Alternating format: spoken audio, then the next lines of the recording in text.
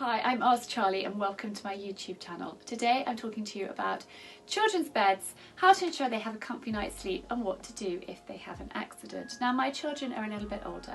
They are 10, 9 and almost 8. I had them really close together, and so every 5 minutes of extra sleep was crucial to me. And I think as parents, every one of us has experienced an accident in the night. It happens, some more than others. And my boys did go through a little phase when they were tiny of having accidents frequently, and because they were so close in age, I was up a few times in the night with them. Luckily we're through that. But I did get advice from a paediatrician who's a friend of ours, and we chatted at length about it, and it was something that I'm really into children's sleep and ensuring they have a good night's sleep, and actually I would love to sort of study it. It fascinates me. So anyway, I thought today I would share some of my tips with you. So these are dry night bed mats. Pampers also do some, and they are great, particularly if you're travelling. You can take them with you. They are not so great for the environment though. So I'm going to pop those to one side and tell you about this. So this is a quilted waterproof mattress protector from John Lewis's. I've got these on every single bed in the house, and the holiday lets in Devon and the B&Bs, and they're brilliant. They are really washable and they're great. I don't like the plasticky waterproof sheets because I just think it doesn't help. I think it makes you hot and sweaty, and it doesn't help to have a good night's sleep. So these are brilliant. I have then got these. Now I've actually had these since mine were babies, so this is at least 10 years old, and it is a hippie chick waterproof sheet. Now they're an amazing fabric. They feel just like cotton, and they are waterproof, and they're brilliant because again you don't sweat. So I'm going to pop this down on my mattress up here like this. Spread that out, and then I have got, sorry, I'm giving you my bottom, a fitted cotton sheet. So again, I'm going to pop this on, and again, sorry, you're going to have my bottom.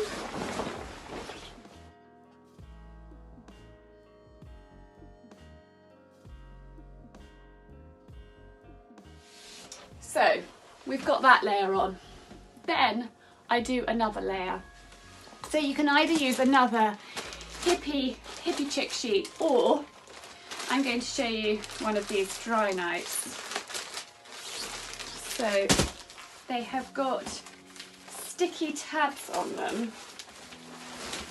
So plastic side down. We once had an au pair that actually made the bed and put it plastic side up, which was a little bit of a disaster.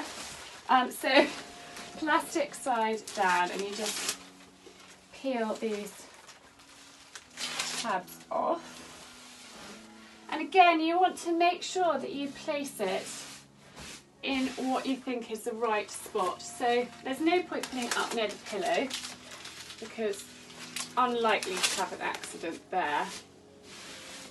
I do put my hippie chick sheet right up at the top, and I tell you why.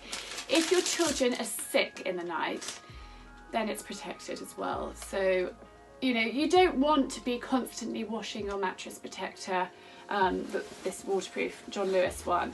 So if you've got your hippie chick sheet there, then that's easier. So I then got this layer with my bed mat, and I put another fitted sheet on top.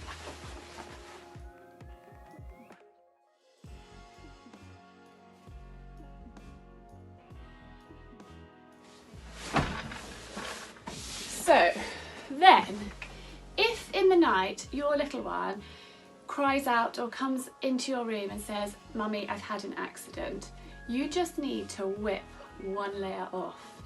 You don't need to turn the lights on. It doesn't need to be massively disruptive to your child or to you.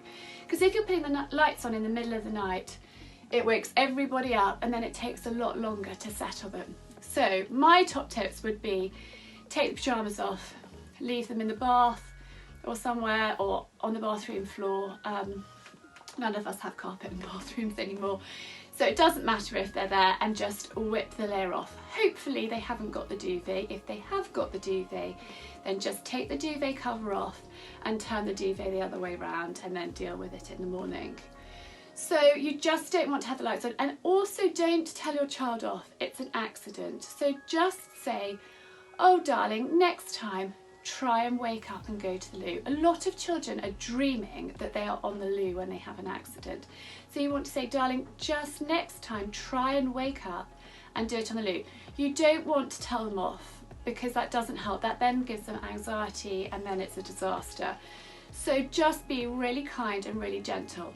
I think it is important to say something, because otherwise if you say nothing to them and you say it's absolutely fine, doesn't matter at all, then they will think that it's okay to wet the bed. So I think, darling, next time please try, just nicely.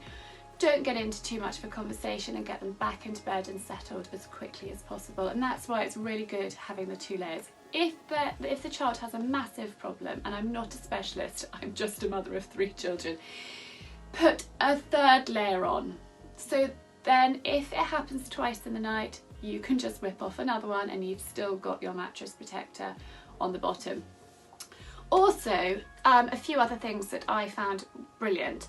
I didn't give my children anything apart from water or milk after lunchtime. So they had no juice at tea, because children, they love juice. So they'll not, knock it back, not knock it back, but you know what I mean, drink more than they would if it was just plain water. So even if we went to parties, I'd say, oh no, we just have water in the afternoon. And then they'd have their cup of milk, and I would try and do that earlier rather than later. I would always insist that they have a wee before bedtime.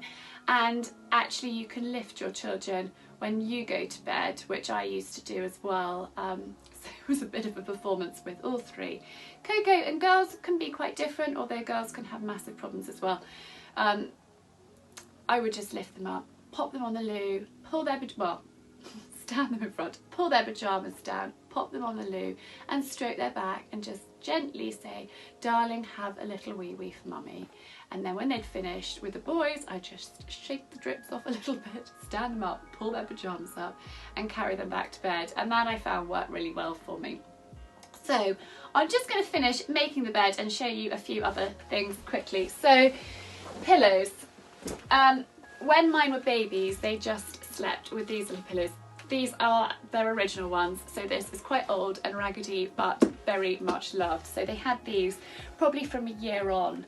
So Archie has one pillow there. He then has his little pillow, which he loves and won't sleep without. And then he has another pillow, which we put down there for him.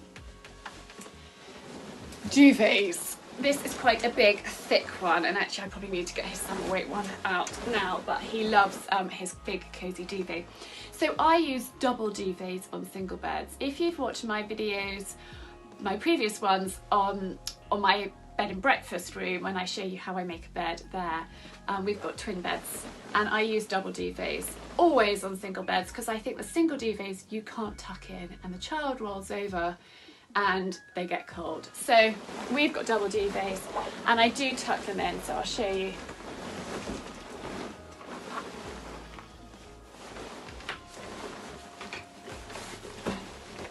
Just in there,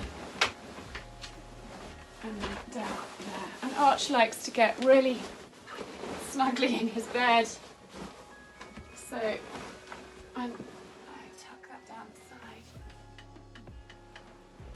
Down there for him, and then he's got his little blanket from when he was a baby that goes down there at the end. So I hope you found that helpful. Any questions, I'm really happy to try and answer. If you'd like to ask one, just message me, and do please remember to hit the subscribe, leave me a comment, like, and yes, thank you for watching.